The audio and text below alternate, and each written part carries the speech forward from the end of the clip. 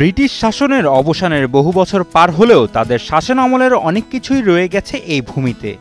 ঠিক যেমনভাবে সাক্ষী হয়ে রয়েছে শতবর্ষী একটি বটগাছ, যে গাছটির সঙ্গে পরিচিত কয়েক প্রজন্মের মানুষ। পৃথিবীতে গাছের সঙ্গে আমাদের বন্ধুত্ব এমনই বহু বছর পুরনো।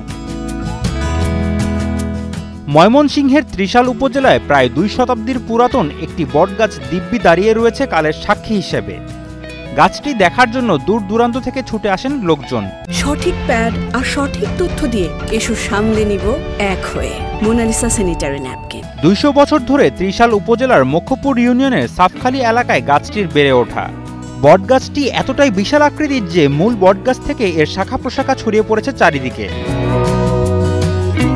এলাকার প্রবীণদের মতে ছোট থেকেই তারা বটগাছটি দেখে আসছেন। এখনো আগের মতোই দাঁড়িয়ে আছে বটগাছটি।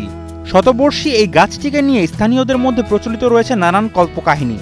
তবে ত্রিশালের দক্ষিণ এলাকার মানুষ প্রবীণ বটগাছটিকে ঘিরে তাদের ঐতিহ্য ধরে রাখার চেষ্টা করছে।